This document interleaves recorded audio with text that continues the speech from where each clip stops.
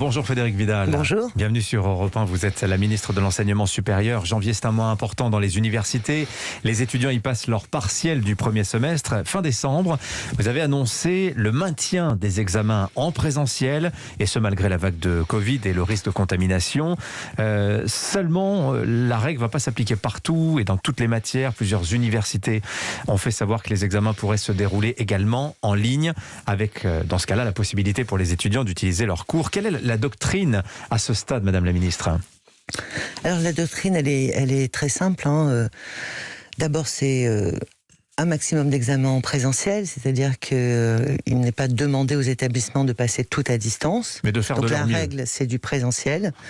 Et ensuite, évidemment, il y a adaptation pédagogique en fonction des établissements, en fonction des circonstances, mais il faut aussi se rendre compte que même dans une période normale, hors Covid, on a des examens qui se font à distance, on a des devoirs qui se font à la maison, on a des rendus de mémoire. Les formes d'évaluation sont très variables. Oui. Mais là, la règle, c'est vraiment en présentiel. Ça a été une demande très forte. On a travaillé les protocoles depuis 2020 avec les examens qui se déroulaient, les concours qui se déroulaient à l'époque sans vaccin, avec des protocoles qui sont robustes, puisque nous n'avons pas eu de cluster à l'époque. On a retravaillé ces protocoles au mois de novembre. On a déjà un tiers des examens qui se sont déroulés en décembre et qui se sont bien passés. Et voilà, j'espère que les choses vont continuer à bien se passer. Alors, faire de son maximum pour les universités, faire de leur maximum pour que les examens se passent en présentiel. Ceci dit, ça va être compliqué. Deux étudiants, l'un passant son examen depuis chez lui, l'autre en amphi, sont-ils encore sur un pied d'égalité? Puisque, comme je le disais, l'un peut avoir ses cours ouverts, et évidemment la notation en tient compte, tandis que l'autre, ça n'est pas le cas, Frédérique Vidal. C'est pour ça que, évidemment, c'est pas au sein d'une même promotion qu'on a la moitié des étudiants à la maison et la moitié des étudiants en présentiel. Le critère, c'est quoi? Ce sont les matières? Ce sont les matières? Oui, ce sont les matières, ce sont la capacité aussi à évaluer de manière différente en fonction des disciplines. On a des disciplines où, peu importe que les étudiants aient leurs cours, on a des disciplines où ce qui est important, c'est que ils soient plus sûrs de la réponse à des connaissances qu'ils ont apprises. D'autres disciplines, on est plus sur de l'analyse, et dans ce cas-là, ils peuvent avoir leurs cours. Alors, très concrètement, ça c'est une question pratique qui va intéresser les étudiants et leurs familles. Les cas contacts, les malades qui ne pourraient pas se présenter à ces partiels, est-ce qu'ils pourront repasser les épreuves plus tard? Est-ce que ce sera considéré comme une première épreuve ou bien comme une session de rattrapage? Comment ça va se passer? Non, pas du tout. Ce sera effectivement considéré comme une première épreuve. C'est ce qu'on appelle des sessions de substitution. C'est ce qu'on a demandé aux établissements de mettre en place dans les 2 semaines à 2 mois qui suivent la date initialement prévue pour l'examen.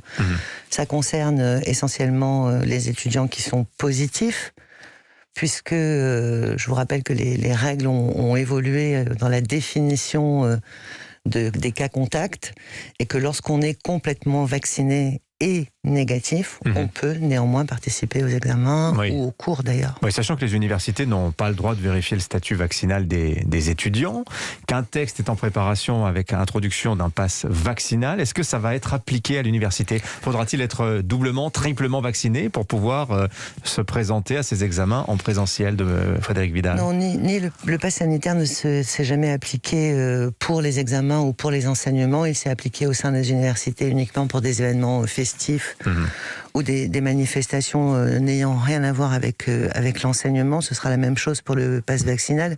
Moi, ce que je voudrais vraiment rappeler, c'est à quel point les étudiants ont été responsables. On est à des taux de vaccination chez les 18-24 ans en général et chez les étudiants en particulier qui sont supérieurs à 95%.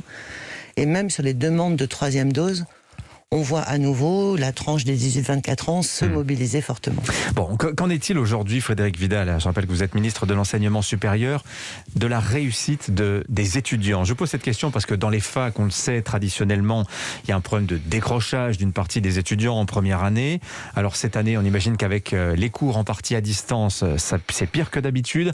Dans certains établissements, on parle de décrochage massif, parce que c'est pas évident de suivre les cours de l'université depuis chez soi, au milieu de sa famille. Est-ce que vous avez des remontées de ce phénomène? Alors cette année, les cours sont en présentiel depuis la rentrée. Les cours à distance, c'est ce qu'on a connu essentiellement l'année dernière. Et donc on a effectivement maintenant suffisamment de recul et les remontées des établissements. Il n'y a pas eu de décrochage massif sur les étudiants et il n'y a pas eu de difficultés pour les examens. Sachant que vous avez des étudiants en première année qui passent leur partiel actuellement, qui n'ont pas passé les épreuves du bac au mois de juin, qui l'ont eu sur dossier, compte tenu de la situation à l'époque.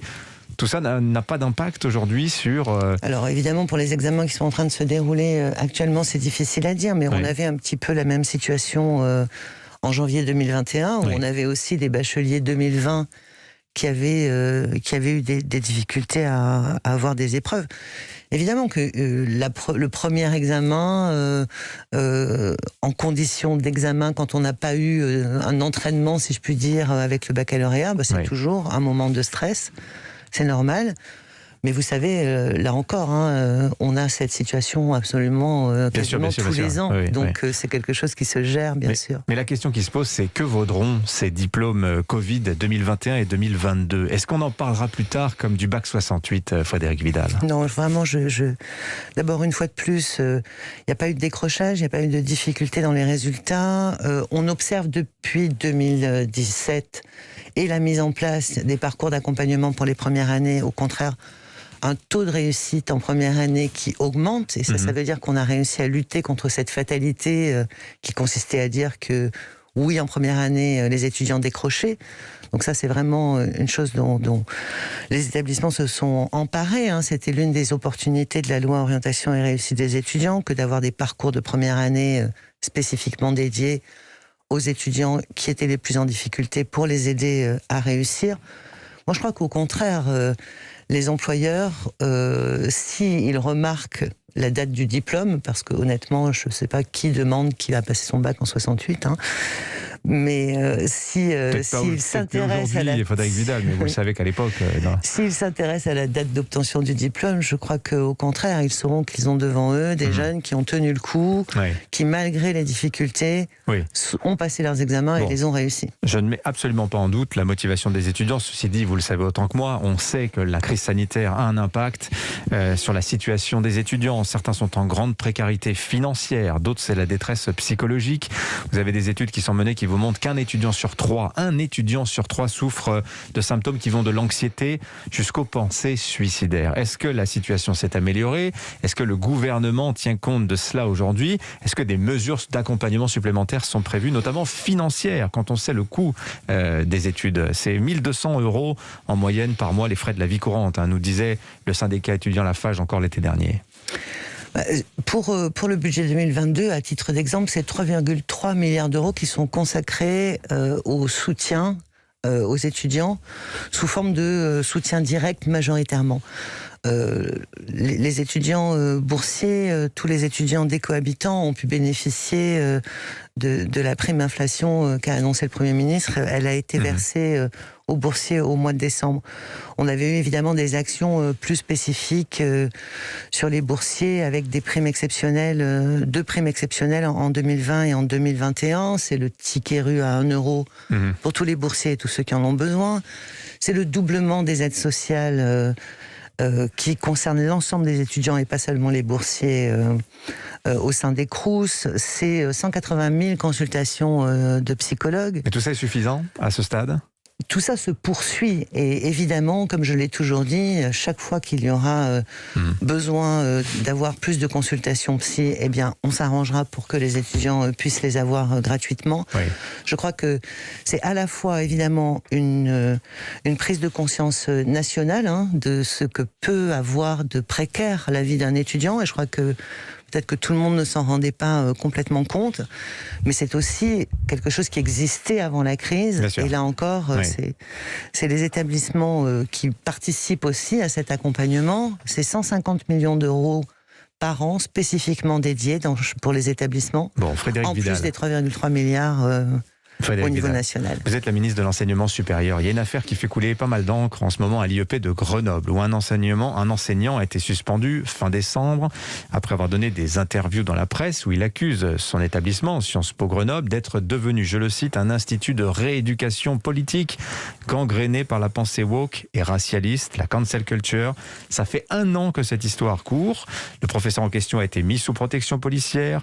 C'est donc la victime qui est actuellement punie. Ce matin encore, dans les colonnes du Figaro, 8 étudiants de 5 instituts de Sciences Po prennent la plume pour dire « Finissons-en avec la censure dans les IEP ». Je vais les lire très rapidement. « Quiconque refuse de se soumettre aux dogmes établis décolonialistes, antisexistes, voit insulter et conspuer aujourd'hui dans nos établissements ». On a entendu Jean-Michel Blanquer, votre alter ego à l'éducation sans mêler, déplorant la suspension de l'enseignant, mais pas vous, Madame Vidal. Avez-vous un mot à dire aujourd'hui, à adresser aux protagonistes de cette affaire ?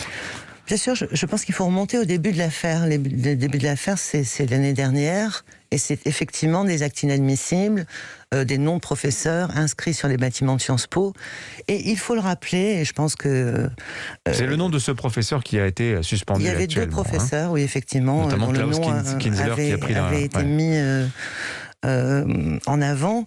Évidemment, ils ont été mis sous protection, et il faut rappeler que l'ensemble de l'école, c'est quand même 600 enseignants, 3000 étudiants, a soutenu ces professeurs. Nous avons envoyé l'inspection... Oui. Laissez-moi vous décrire les faits. Nous avons envoyé l'inspection générale, les étudiants ont été traduits en conseil de discipline. L'un des étudiants a été sanctionné, les autres non, donc ça, nous suivons évidemment cela de près aussi. Maintenant, on a cette personne qui, à nouveau, profère des accusations contre l'école. C'est sa liberté d'expression la plus stricte. Maintenant, il y a aussi le devoir de réserve qu'a un fonctionnaire. Et je crois que c'est ce que... Mais il dit exactement la même chose qu'au début de l'année dernière. Il ne profère pas de nouvelles accusations, il dit exactement la même chose. Au début de l'année dernière, il a été victime de quelque chose d'extrêmement violent. Et une fois de plus, l'institution l'a soutenu. Mais l'est-il moins aujourd'hui ? Moi, vous savez, il y a quelque chose qui est important pour moi, c'est qu'on ne stigmatise pas l'ensemble d'une école, parce qu'effectivement, il s'est passé quelque chose de très grave l'année dernière, et peut-être qu'effectivement, pour M. Kinsler, il se passe encore des choses. Donc, hashtag pas de vague. Moi, c'est ce que je comprends de ce que vous dites. Mais non, il y a toute une procédure qui a été mise en place, avec notamment des référents déontologues. À Sciences Po Grenoble, il y a un accompagnement de l'inspection générale permanent. Si cet enseignant a des choses à dire, il peut s'exprimer auprès des inspecteurs généraux, qui sont là justement pour accompagner l'école et pour veiller à ce que la sérénité règne dans cette école. Ça n'est pas les agissements de quelques-uns qui doivent permettre de stigmatiser 600 enseignants, 3000 étudiants ou une école. Est-ce qu'il y a un problème aujourd'hui dans les universités avec ces mouvements woke, ces mouvements de cancel culture, ces mouvements racialistes aujourd'hui, Frédérique Vidal ? Je crois qu'il faut distinguer 2 choses. Il y a des études scientifiques, et celles-là, elles sont totalement libres, et elles sont, j'allais dire, de droit. On a le droit d'étudier ce que l'on souhaite à l'université. Et ensuite, il y a parfois, et c'est ce qu'on a vu, des débordements. Et moi, mon rôle, c'est d'assurer la liberté académique dans les établissements. C'est de faire en sorte que tout le monde puisse s'exprimer, et qu'on reste dans le débat, qu'on ne bascule pas dans l'oppression d'une opinion vis-à-vis d'une autre. Mais déplorez-vous la suspension de Klaus Kinsler, l'enseignement, je dis son nom parce qu'il en parle publiquement, comme l'a fait Jean-Michel Blanquer. Jean-Michel Blanquer a dit qu'il y avait une erreur formelle qui avait été faite par la directrice de Sciences Po.